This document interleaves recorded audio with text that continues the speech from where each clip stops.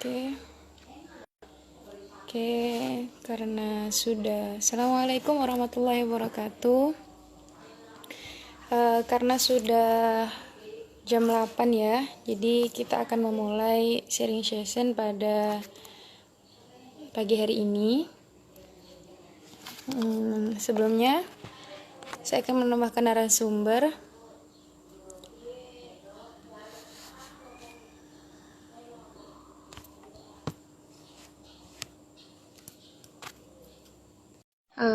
Sebelumnya, saya ucapkan terima kasih kepada Imam Fuad yang telah memberikan saya kesempatan untuk menjadi moderator pada acara sharing session Rawat Karsa dari bidang pendidikan dan riset.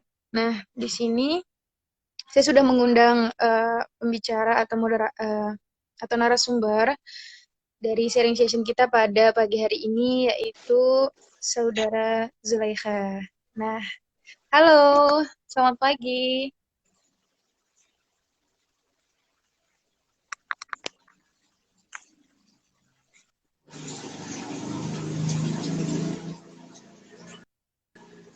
Selamat pagi, Saudara Zulaikha, sebagai narasumber kita pada pagi hari ini. Maaf Kak, nggak kedengaran suaranya. Selamat pagi, Zulaikha. Ya, selamat pagi Kak. Apa kabarnya nih? Alhamdulillah baik. Alhamdulillah. Nah, oke. Karena sudah jam 8, jadi kita bisa mulai Mohon maaf, acara suaranya live nggak streaming. kedengaran. Oh iya, Kak. Bentar ya.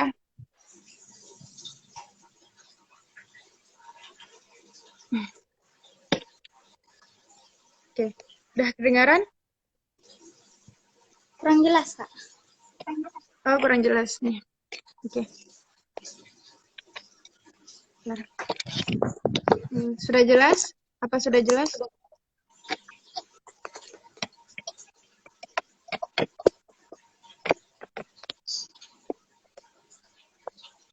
Sudah jelas belum?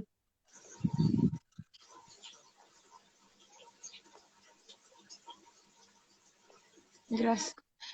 Oke, bisa langsung dimulai atau nunggu apa dulu nih? Langsung dimulai ya.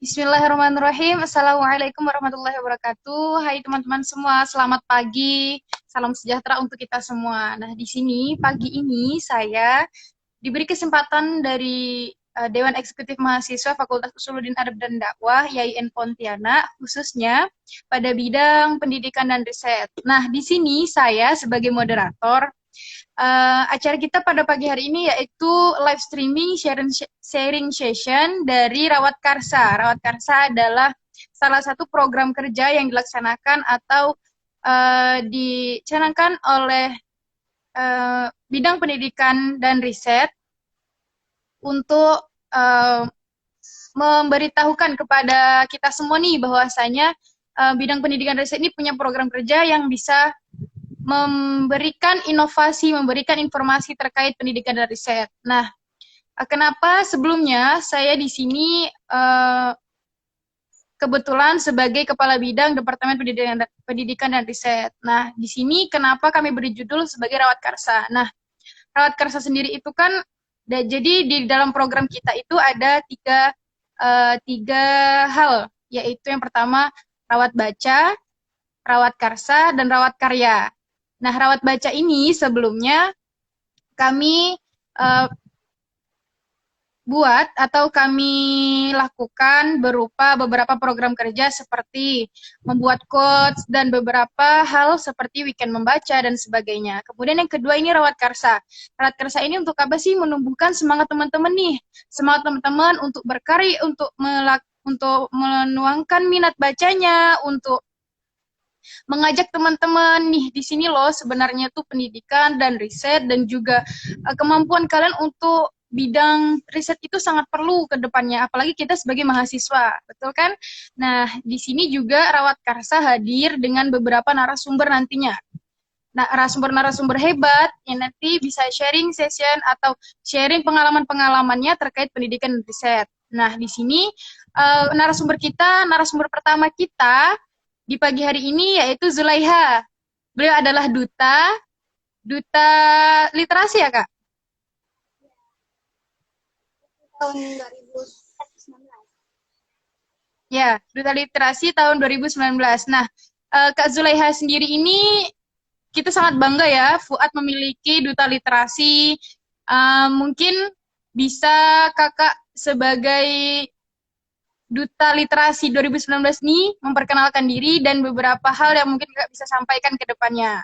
Mungkin itu sedikit prolog dari saya. Selanjutnya bisa kakak sampaikan apa yang perlu kakak sampaikan, perkenalan dan sebagainya. Silahkan. Kepada moderator hari ini, sebelumnya perkenalkan nama saya Siti Zulaiha. Saya adalah mahasiswa yaitu jurusan. Nah, Suaranya Kak? Suaranya? udah jelas Kak? Ya, sudah, lanjut.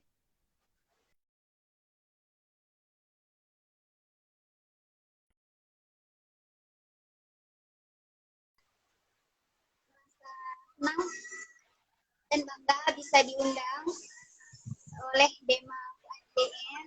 Saya sangat terima kasih karena telah mengundang saya yang masih banyak belajar sebenarnya. Satu kehormatan juga bagi saya di duta ini. Saya juga merasa masih banyak kekurangan dan banyak belajar lagi. Usia saya 19 tahun, sudah mau masuk 20 tahun. Ya, sekarang hobi saya melanjutkan menulis dan sedikit berdakwah. Sekian dengan itu. Oh ya. Terima kasih Kak Zulaiha. Sebelumnya kalau boleh tahu Kakak jurusan apa ya? Jurusan manajemen dakwah. Oh, alhamdulillah manajemen dakwah.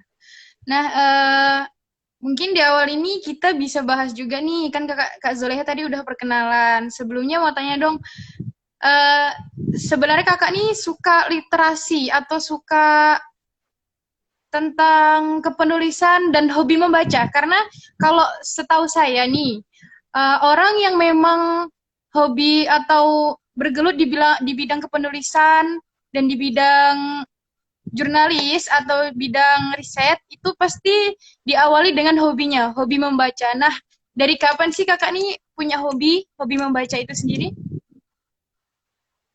Kalau ditanya hobi, mungkin itu udah dari kecil.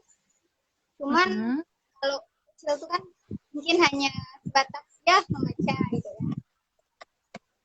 Sudah benar-benar termotivasi untuk terjun ke dunia literasi waktu saya duduk di kelas 2 SMA waktu di pondok pesantren. Di situ saya sudah mulai belajar membaca dan mengenal literasi. Oke. Riwayat pendidikan kakak kalau boleh tahu, kan biasa itu ada pengaruhnya juga dari dulu SD-nya pernah jurusan bahasa atau mungkin dan sebagainya. Soalnya pengalaman saya, belajar dari pengalaman saya sendiri, itu memang ketika kita sudah bisa atau ada niat, cuman tidak didukung oleh lingkungan, itu bisa menjadi faktor yang tidak mendukung kita untuk maju atau faktor yang bisa menghambat kita dalam mewujudkan keinginan kita untuk bisa menulis, membaca, dan lain sebagainya. Seperti itu. Bagaimana, Kak? Ya, sebenarnya faktor pertama yang membuat saya mundur atau terkadang terhambat itu awalnya itu kedua orang tua saya. Mengapa? Karena waktu kecil saya memang ditekankan atau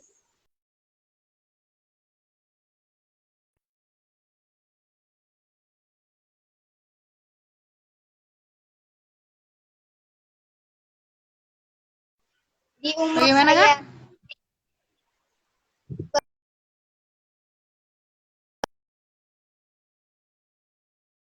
pindah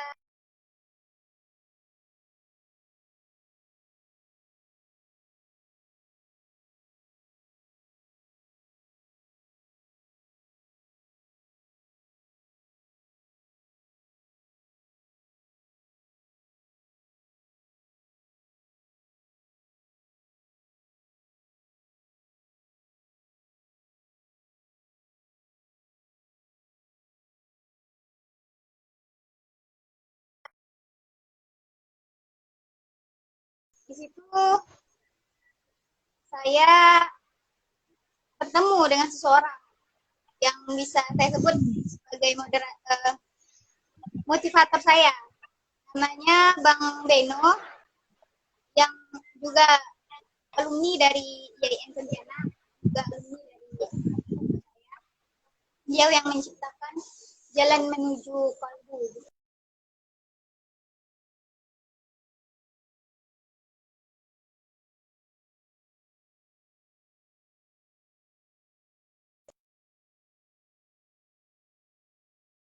Sepertinya banyak pengetahuan gitu kan. Saya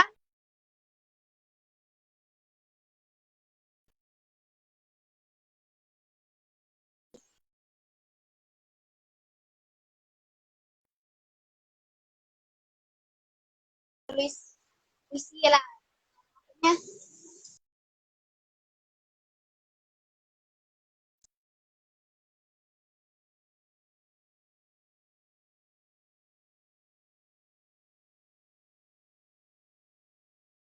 pas udah mau naik ke udah mau tamat ya, orang tua saya itu bertanya masuk kemana sih kak, terus orang tua saya bilang kalau bisa lanjutkan ilmu dakwanya gitu.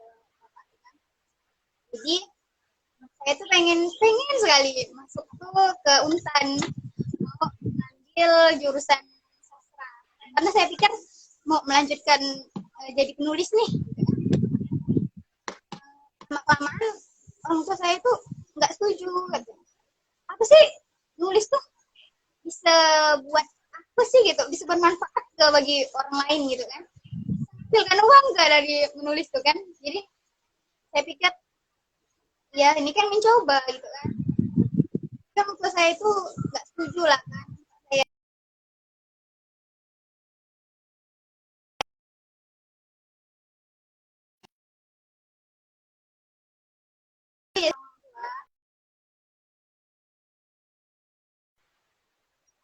dan kelamaan saya ikut doa kan ridho orang tua kan. Jadi ikut aja. Saya masuk YN dan ternyata di Fakultas Fuad itu mengadakan program rumah literasi. Dan saya tuh wah memang betul ya kata orang kalau ikut kata orang tua tuh memang ada jalan. Yaudah saya jalani ikut rumah literasi dan disitulah saya mengembangkan dalam alhamdulillahnya ya bisa diamanahkan untuk menjadi duta literasi. Mungkin seperti Oke. Oh, begitu ya, Kak.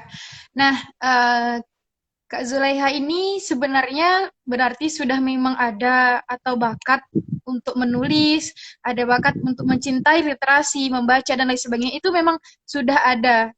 Namun, eh, melalui beberapa perjalanan yang sudah Kakak jelaskan tadi, itu membuat Kakak merasa bahwasanya memang sebenarnya saya bisa dan saya harus mencari ruang lingkup yang memang mendukung saya untuk melakukan itu semua. Nah, lagi nih Kak, tadi kan udah cerita pengalamannya. Setelah masuk ke apa tadi di YIN, kemudian Kakak di situ ada klubnya, Kakak ikut di situ.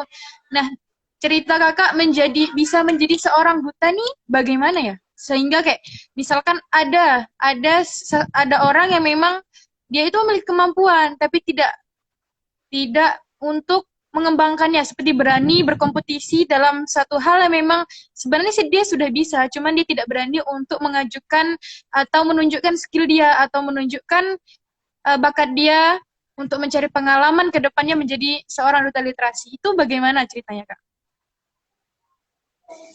Awalnya saya juga saya mengikuti program rumah literasi karena itu adalah program dari Fuadnya sendiri ya. Jadi harus sebagai mahasiswa juga punya. Setelah saya mengikuti beberapa bulan, ternyata ini bisa nyiptain buku loh, kata kakak. Wah benar kak, bisa nyiptain buku. Itu saya berinisiatif bahwa tulisan atau puisi-puisi yang saya buat di pondok itu saya menerbitkan jadi sebuah buku itu kan. Mudah nih kayaknya kan, jadi tuh itulah perjalanan. Ternyata di penghujung program itu ada namanya nominalis gitu, kayak kita tuh dinobatkan gitu. Ada yang sering dapat hadiah gitu di kelasnya,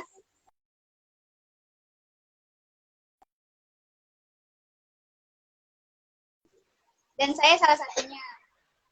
Pas seleksi kita itu disuruh nulis gitu, nulis pengalaman apa yang kita rasakan. Jadi kan situ saya tuh banyak banget keluar apa kata-kata gitu kan, jadi nulis ya nulis sampai 400 kata dalam 30 menit enggak salah, setengah jam lah gitu. Kemudian ternyata di situ ada 11 orang yang berhasil lolos di seleksi pertama. Jadi kami 11 orang ini melanjutkan seleksi selanjutnya. Di situ seleksinya itu dibilang berat ya berat, bilang mudah ya mudah. Saya nggak pernah berpikir bahwa saya tuh bisa gitu lolos di seleksi berikutnya, karena teman-teman 11 orang itu memiliki bakat yang luar biasa. Saya sendiri juga berpikir kok bisa saya tuh berada di posisi ini kan, kok bisa gitu kan. Tapi ya udahlah, memang ketentuan Allah kan. Jadi saya ikuti alurnya, prosesnya, dan ternyata waktu seleksi terakhir kita itu dikumpulkan di rumah seorang penulis terbaik Kalbar, yaitu Pak Iskandar. Di situ wah ini kan keinginan saya sekali ya, ingin bertemu dengan Pak Iskandar. Di situ tuh saya tuh ingin banyak mengenal gitu, apa sih literasi, karena saya tuh nggak tahu apa-apa gitu kan. Jadi tuh pengen aja mengenal, enggak berpikir sampai jadi duta literasi. Jadi tuh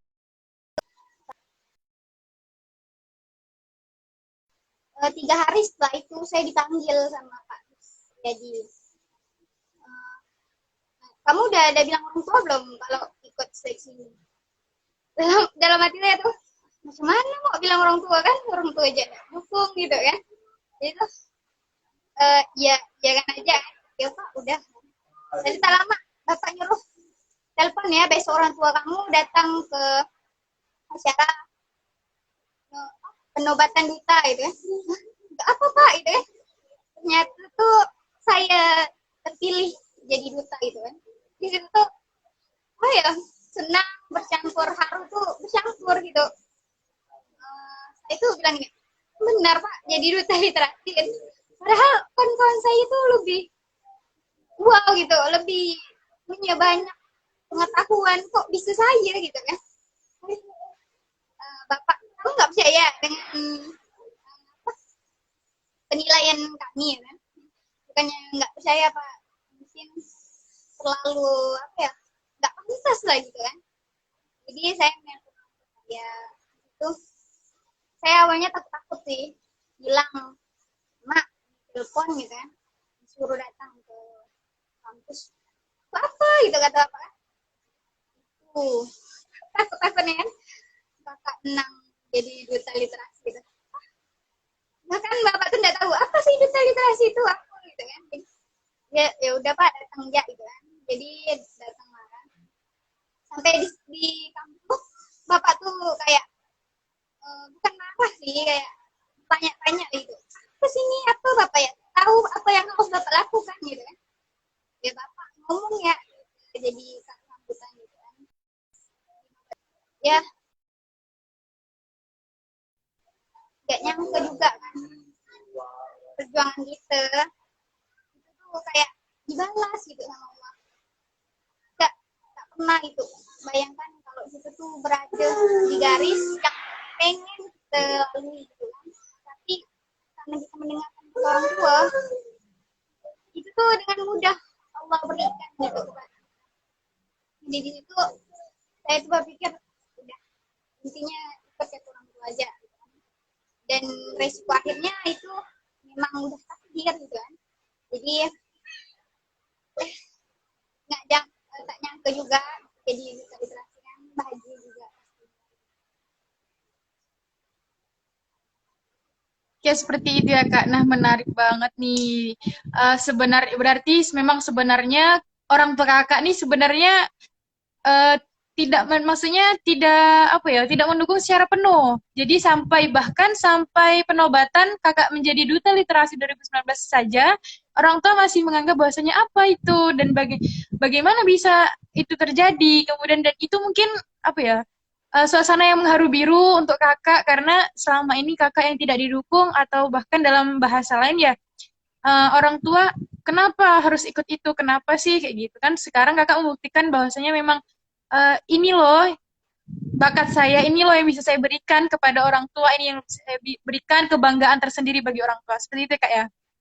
Nah, bangga banget nih narasumber kita pada pagi hari ini nih cukup menarik ya dan pengalaman beliau menjadi duta literasi itu tidak semulus yang kita bayangkan ternyata dan tidak semuanya itu berangkat dari hal-hal yang memang mudah untuk dijalani seperti tantangan bahkan dari lingkungan keluarga sendiri kita dengar tadi kan teman-teman beliau mengatakan bahwasanya orang tua saja belum yakin akan kemampuannya gitu belum ada hal yang memang apa dalam artian meremehkan nih bisa apa kamu di situ gitu kan tapi semuanya dibuktikan dengan itu semua nah itu hebat banget sih kak saya bangga banget sama kakak.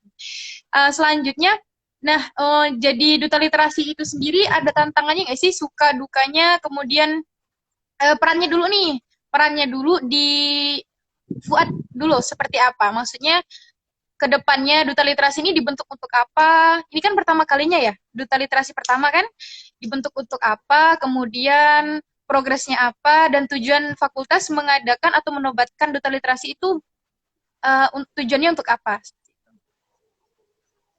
Kalau di tujuan sih pastinya untuk memberikan kecintaan pada mahasiswa itu terhadap tulisan. Karena ada seorang motivator saya mengatakan nggak ada mahasiswa yang nggak bisa, nggak ada mahasiswa yang tidak memiliki karya gitu kan. Jadi tuh Fuad di sini bermaksud untuk mengembangkan kecintaan pada dunia literasi. Nah, itu saya menjabat jadi duta literasi itu di situ memang tidak lama karena ya karena pandemik itu jadi kami itu hanya melalui di rumah saja. Nah, itu sebelum pandemik suasana pandemik yang kami suruh pulang itu kan kami membuat sebuah program lah itu programnya itu seperti kayak seminar nulis dan ingin mengajak mahasiswa lain tuh untuk mencintai dunia literasi gitu. Namun program itu terhambat oleh liburnya kami di rumah kan kita disuruh pulang kan. Jadi itu kita hanya sebatas layar HP lah kan. Itu kita itu membuat program yang udah kayak lomba itu karena tuh kalau di sana nggak bisa apa kan hanya bisa melalui HP dan kayak buat lomba-lomba gitu. Dan kita juga ada mengikuti lomba lain dan juga mungkin tidak banyak peran sih ya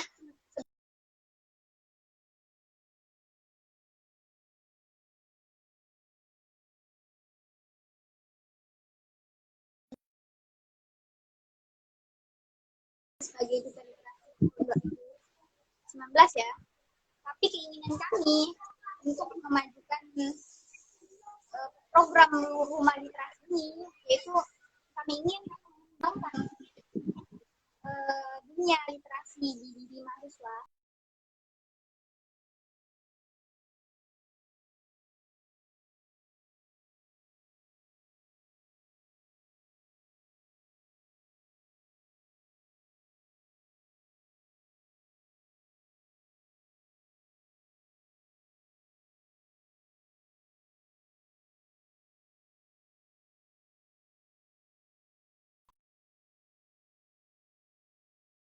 Gimana sih kita bisa mencintai literasi, gimana kita bisa suka membaca, gimana kita bisa menciptakan karya. Apa ya? Seorang mahasiswa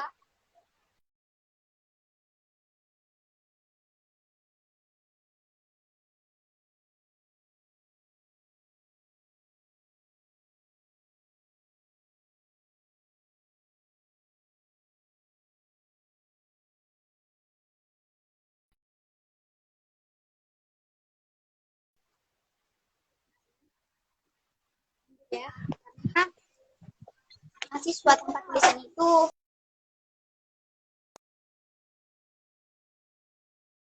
memiliki karya sendiri, bukan bermaksud untuk harus gitu, harus memiliki sebuah buku itu. Cuman kita memiliki karya di kampung riset, punya tulisan, punya artikel itu sudah bisa memiliki karya.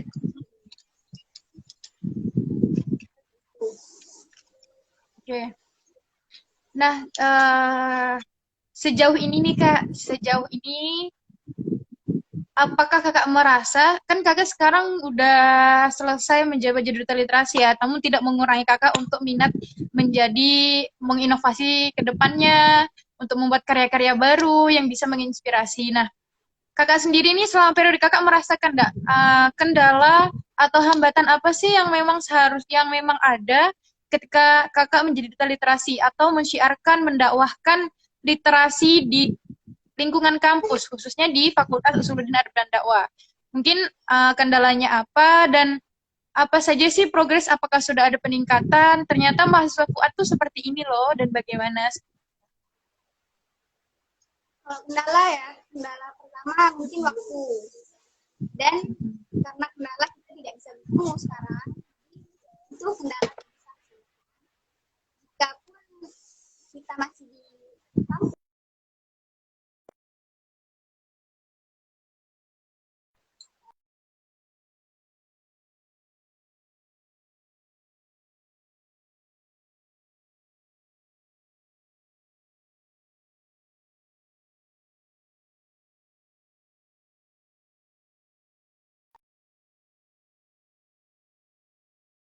ya menyiarkan jasa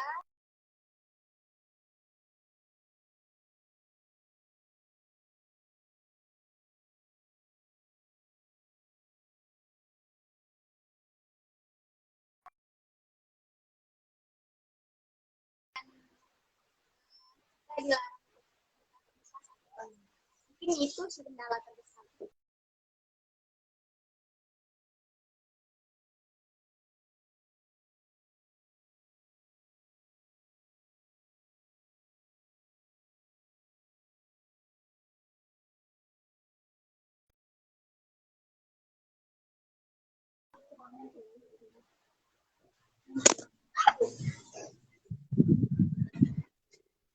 Bagaimana Kak?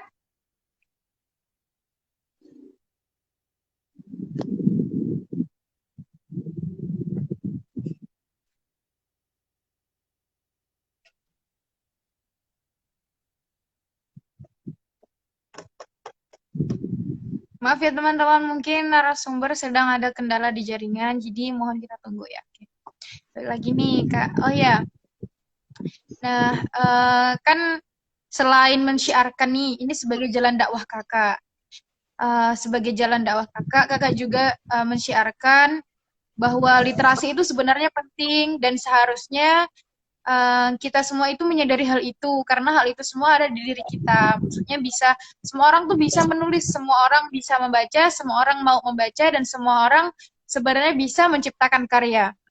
Terkait dengan karya nih. Nah, karya-karya apa saja nih maksudnya dari kakak yang sudah pernah kakak buat dan bagaimana trigger kakak ketika kakak membuat suatu karya tersebut seperti buku-buku. Mungkin bisa sharing satu atau dua buku yang pernah kakak buat di sini. Anak pribadi ya. Nah itu saya itu lebih suka pada fiksi, lebih suka kayak imajinasi. Jadi yang lebih banyak saya buat itu yaitu puisi dan kata-kata. Dan saya ada buat satu buku, situ saya menulis perjalanan hidup saya. Dan di situ juga saya menuangkan semua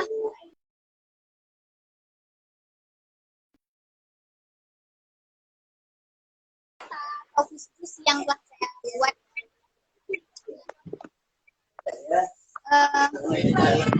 Dalam membuat sebuah tulisan tentang perjalanan hidup saya. Bagaimana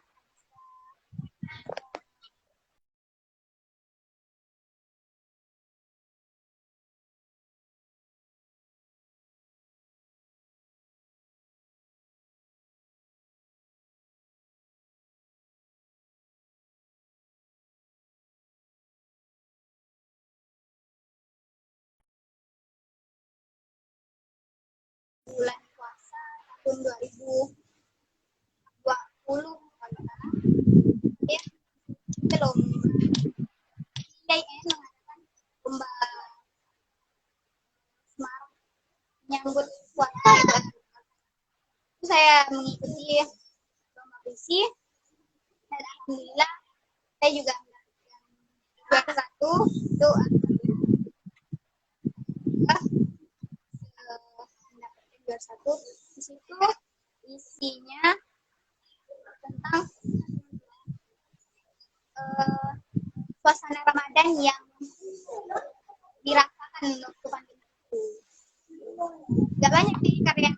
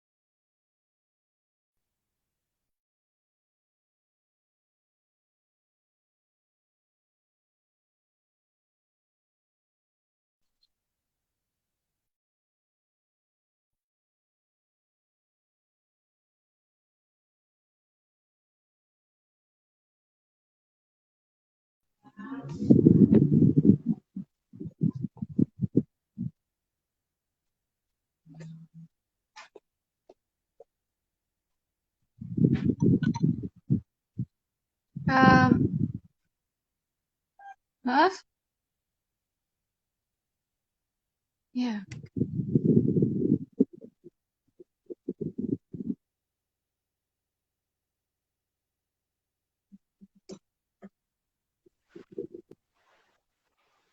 Maaf sebelumnya karena sinyalnya kurang bagus.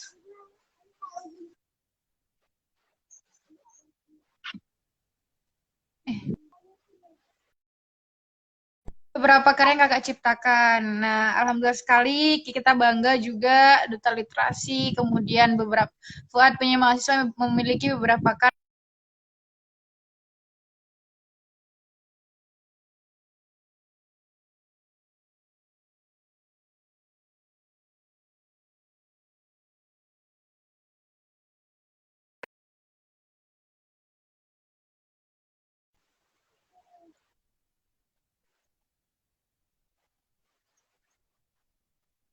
bisa sampai buat buku nih gitu. Jadi apa nih tips and triknya untuk menciptakan satu karya? Mulai dari hal kecil kah atau bagaimana? Ya, kalau untuk trik lah, maksudnya cara sekarang tuh kita tuh hanya butuh membaca, banyak membaca.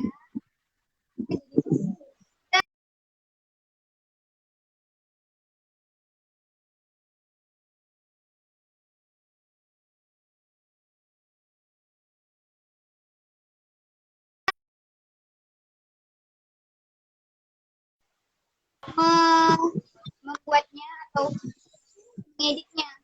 Jadi tugas kita itu dari awal itu ya udah nulis ya, apa yang kita pikirkan tuh tulis ya, yang keluar dari ide kita tuh nulis aja gitu kan, dan sering banyak membaca, jadi itu tuh mendapat banyak imajinasi. Kalau Iriana pribadi ya, nah itu ciri menghayal gitu, mungkin aneh kadang-kadang karena saat menghayal itu, saya menghayal itu timbul imajinasi baru, timbul ya, buah cerita baru di dalam khayalan saya yang membuat saya tuh bisa gitu untuk menuangkan tulisan-tulisan, puisi-puisi, kata-kata gitu kan. Jadi setelah saya banyak berhayal, banyak imajinasi yang keluar, saya mulai menulis. Saya lebih suka yang fiksi dan imajinasi, jadi tuh kebanyakan saya tuh sering menghayal dan berpikir hayal itu nyata gitu dan membuat saya kembali. Tapi kalau untuk teman-teman yang baru dalam membuat tulisan, semangat untuk membacanya itu dan semangat untuk menulisnya itu penting. Baca aja apa yang inginkan. Misalnya hobinya membaca novel, baca aja novel. Suatu saat tuh punya inisiatif untuk buat cerita sendiri gitu. Dan sekarang itu tugas kita tuh hanya nulis aja, nulis apa yang ada di pikiran kita, karena itu tuh nggak akan bisa kembali gitu. Kalau kita nggak nulis sekarang, pikiran kita yang sekarang itu nggak akan mungkin bisa punya gitu kan. Itu apa yang udah keluar di ide kita sekarang, tulis, karena kita nggak tulis lupakan. Nah jadi tuh kita tuh harus sering nulis saja, dan ada maksudnya kita mengedit semua nanti udah di tingkatan gitu. Dan sekarang tipsnya untuk yang udah banyak menciptakan karya, pesan tips ya ini ya, tulis dibarengi dengan dibarengi dengan hati. Kenapa? Karena tulisan disertai dengan akhlak, disertai dengan itu akan membuat tulisan itu memiliki kekuatan. Kekuatan di sini ketika berdampak baik pada tulisan kita. Coba lihat karya-karya zaman dahulu, karya sastra dari zaman dahulu, pasti sampai sekarang masih terjaga. Itu karena apa? Karena tulisannya sama dengan akhlaknya. Akhlaknya itu menjadi kekuatan. Dan kadang juga ketika kita melihat kata-kata itu kan, langsung tersentuh hati kita. Orang atau penulisnya itu menulis dengan hati, dan misalnya kita buat kata-kata, kalau kita berusaha itu kita akan menemukan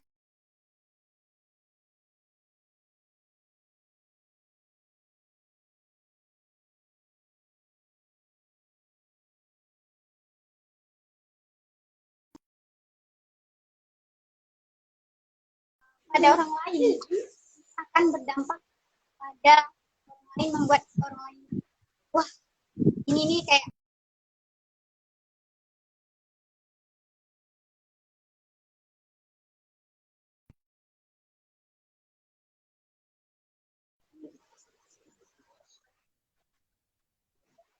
Dari teman-teman nih mungkin bisa dicoba nih tips and triknya dari Kak Zulaiha ini. Mungkin dari teman-teman nih sudah dengar tips and triknya dari Kak Zulaiha, bisa menerapkannya, bisa mengaplikasikannya pada kehidupan kita, pada kebiasaan kita. Sebelumnya nih Kak, uh,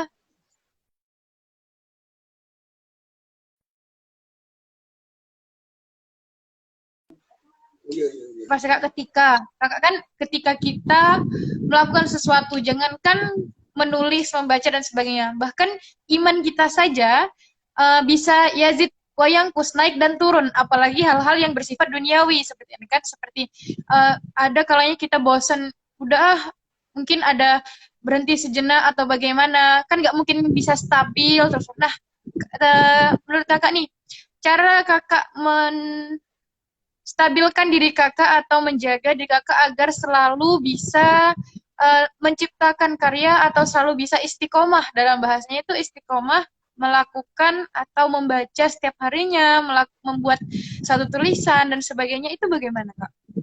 Menjaga itu semua. Itu cukup sulit menurut saya sih. Ya, mungkin kebanyakan orang berbeda. Kita itu berbeda dengan dan orang lain. Kalau saya pribadi, disitulah peran seorang sahabat. Peran kita. Di situ saya memiliki teman yang membuat saya itu semangat bangkit lagi dalam tulisan. Mereka selalu membangkitkan saya. Saya bilang, "Emang rasanya mau nulis lagi kan?" Dan gitu kan. Teman atau sahabat dekat kita itu yang selalu menasihat.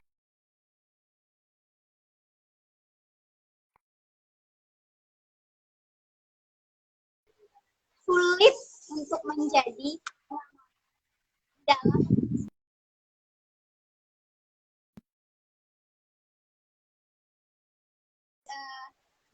ya sampai saya itu mereka semua yang pernah dekat dengan saya, terima kasih yang sudah menyemangati saya karena mereka selalu ada di saat jatuh. Dan yang lain juga karena saya udah umat gitu, nggak tahu mau buat apa gitu, saya kembali membuka.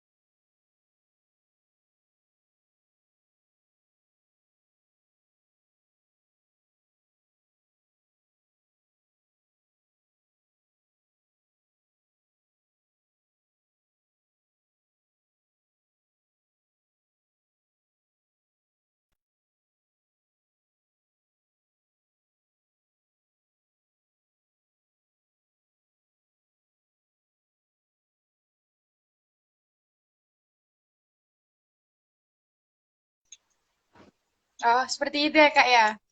Nah, oke. Dari beberapa hal tadi kita banyak mengambil kesimpulan, bisa teman-teman kan mengambil kesimpulan dari semua ini. Jadi memang sangat menginspirasi ya perjalanan Kakak dari mulai mengenal literasi, kemudian bisa ada tantangan di tengah-tengah, bahkan orang tua sendiri gitu kan Kak. Terus dari pihak keluarga, kemudian lingkungan, kuliah, sampai akhirnya Kakak yakin bahwa memang ini jalan yang harus saya tempuh, jalan yang memang insya Allah bisa membuat saya lebih inovatif, lebih mengembangkan bakat saya di sini ternyata. Saya menemukan itu semua di sini. Nah, terakhir nih Kak, ada closing statement nggak dari Kakak ketika Kakak mendapati orang-orang yang memang, ah untuk apa sih baca kayak gitu, gitu. atau ada tanggapan kakak yang memang ketika kakak mendengar hal-hal tersebut meremehkan, bukan meremehkan sih, sepertinya kayak menganggap bahwa hal itu sepele, baca doang gitu kan, nulis doang, semua orang juga pasti bisa, tapi dia belum tentu bisa gitu. Apa sih yang bisa kakak sampaikan untuk closing statement pada live IG kita kali ini?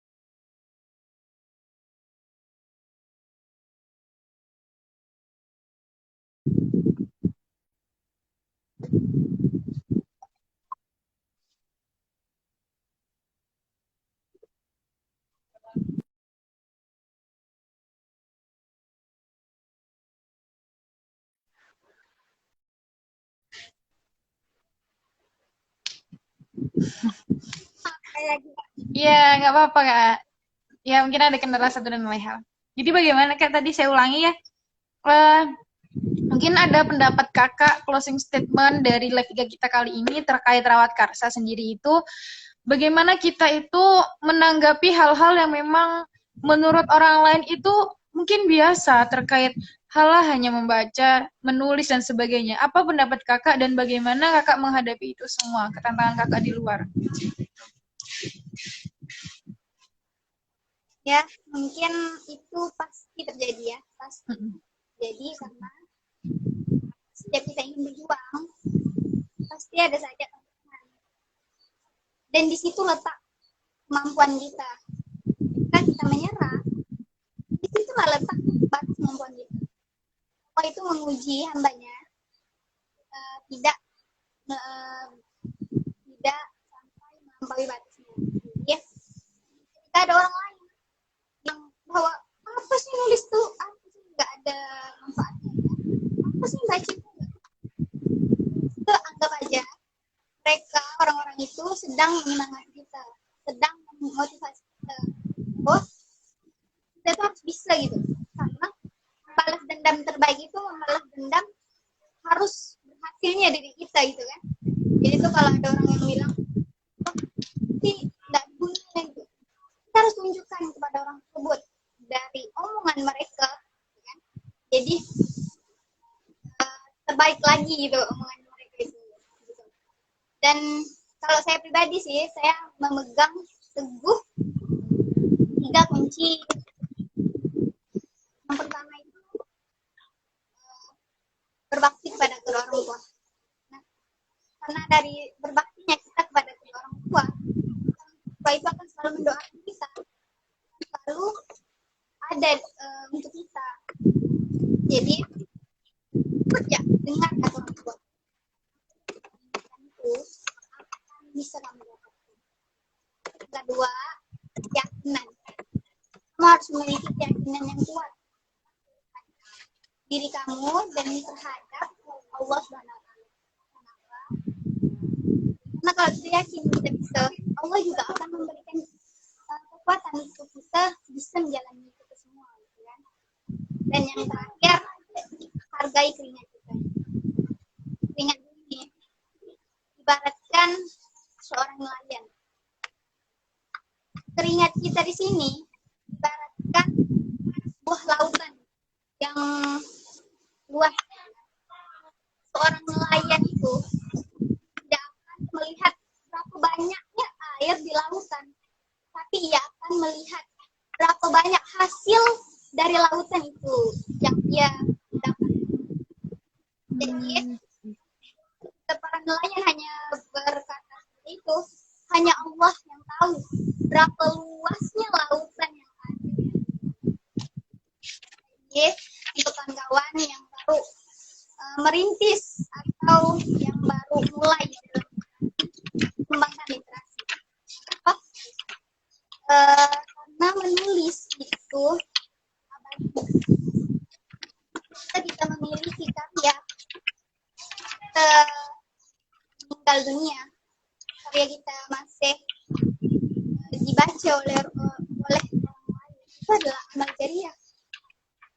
Rasulullah ada 3 amal yang tidak akan putus ketika kita sudah meninggal dunia. Ya, ilmu yang bermanfaat, anak yang soleh tidak akan bermanfaat. Dan ketika tulisan kita menjadi bermanfaat untuk orang lain, itu juga menjadi amal perbuatan kita, kan? Amal jariah untuk kita di akhirat kelak. Jadi meninggalnya kita itu akan membawakan jariah kepada orang lain. Kita itu tulis itu, tapi tuh kita meninggal itu, tapi tuh amal kita tuh masih aja terus ada gitu kan. Itu jangan pernah nulis lah, karena nulis itu abadi. Oke. Baik, terima kasih Kak. Nggak terasa nih udah 1 jam menemani kita pada live IG Rawat Karsa pada pagi hari ini. Nah, sebelumnya saya ucapkan terima kasih. Saya ada sedikit mengambil kesimpulan dari apa yang telah disampaikan pada pagi hari ini, yaitu menulislah apa yang kalian pikirkan, jangan memikirkan apa yang kalian tulis. 3 hal yang memang harus kita pegang menurut Kak Zulaiha tadi, yaitu berbakti kepada orang tua, yakin kepada Allah, dan usahakan yakinkan pada diri bahwa kita itu bisa. Kemudian menulislah, ini dari saya, menulislah, maka kau akan dikenal dunia, dan membacalah, maka kau akan mengenal dunia. Sekian dari saya, kurang lebihnya mohon dimaafkan. Saya mohon undur diri, dan Kak Zulaiha, sekali lagi saya ucapkan terima kasih. Wallahul muwaffiq ila aqwamit thoriq. Wassalamualaikum warahmatullahi wabarakatuh. Terima kasih, Kak.